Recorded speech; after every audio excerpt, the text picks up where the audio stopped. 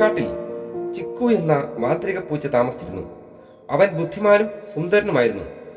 ആ മനോഹരമായ വലിയ കാട്ടിൽ അവന്റെ കൂട്ടുകാർ ആരും തന്നെ ഇല്ലായിരുന്നു. ഒറ്റയ്ക്ക് അവൻ കളിച്ച് രസിച്ചു നടന്നു. അന്നും അവൻ പതിവ് പോലെ കളിച്ച് രസിച്ചു നടന്നപ്പോൾ വലിയൊരു പ്രളയമുണ്ടായി. വെള്ളപ്പൊക്കത്തിൽ അവൻ കാൽ വഴുതി വീണു. വെള്ളത്തിൽ കിടന്ന് രക്ഷിക്കണേ, രക്ഷിക്കണേ, രക്ഷിക്കണേ എന്നവൻ വിളിച്ചു പറഞ്ഞു. അപ്പോൾ ഒരു ചുവന്ന കീരി, ചിപ്പു എന്നാണ് അവന്റെ പേര്, അവൻ ഓടി വന്ന് അവനെ വെള്ളത്തിൽ നിന്നും കരയിലേക്ക് എത്തിച്ചു. ഹായ്, ഞാൻ ചിപ്പു, കാട്ടിലെ വില്ലനായ കീരി. നീയാണോ എന്നെ രക്ഷിച്ചത്? വളരെ നന്ദി, മറക്കില്ല ഞാൻ. നിനക്ക് എന്നോട് കൂട്ടുകൂടാമോ? ശരി, ഈ സ്നേഹം എന്നും നിലനിൽക്കട്ടെ. ചിപ്പുവിനോടുള്ള നന്ദി കൊണ്ട് ചിക്കു മാന്ത്രിക ലോകത്തെക്കുറിച്ചും ശക്തികളെക്കുറിച്ചും വിവരിച്ചു. മാന്ത്രിക ലോകം വളരെ ശക്തി നിറഞ്ഞാണ്. അവിടെ പോയാൽ ഒത്തിരി സമ്മാനങ്ങളും ശക്തിയും കിട്ടും. ചിക്കു, എനിക്കും അവിടെ പോകാൻ കൊതിയായി. ഇതുപോലൊരു വള എനിക്കും വേണം. ശരി, പോകാം. ചിക്കു മന്ത്രം ചൊല്ലി. അബ്ര കടബ്ര, മ്യാവൂ മ്യാവൂ. അവർ വേഗം മാന്ത്രിക ലോകത്തിലേക്ക് പോയി. അവിടം വളരെ മനോഹരമായിരുന്നു.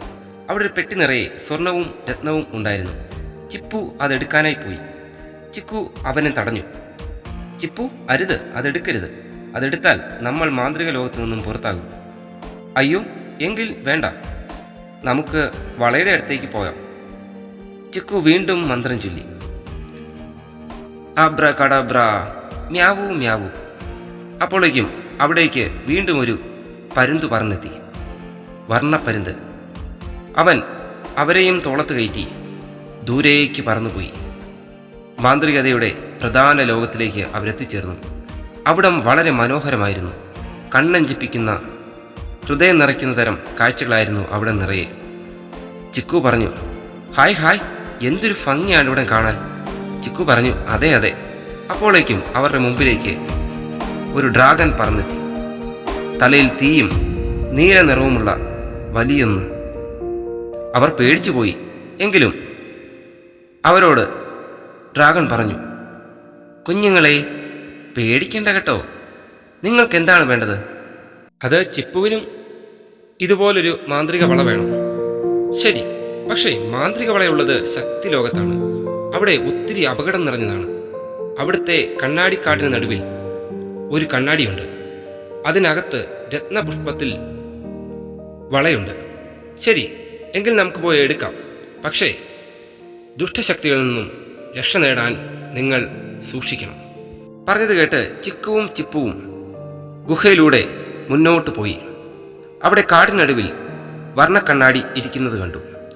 അവർ അതിന് അടുത്തേക്ക് പോകാനായി തുടങ്ങിയതും കുറേ ദുഷ്ടശക്തികൾ വന്ന് ചിപ്പുവിനെ പിടിച്ചുകൊണ്ടുപോയി.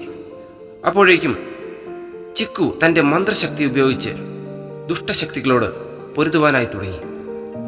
അവരെ നിമിഷ നേരങ്ങൾ കൊണ്ട് അവൻ്റെ ശക്തി ഉപയോഗിച്ച് തോൽപ്പിച്ചു കളഞ്ഞു. ചിക്കു, നമ്മൾ രക്ഷപ്പെട്ടു.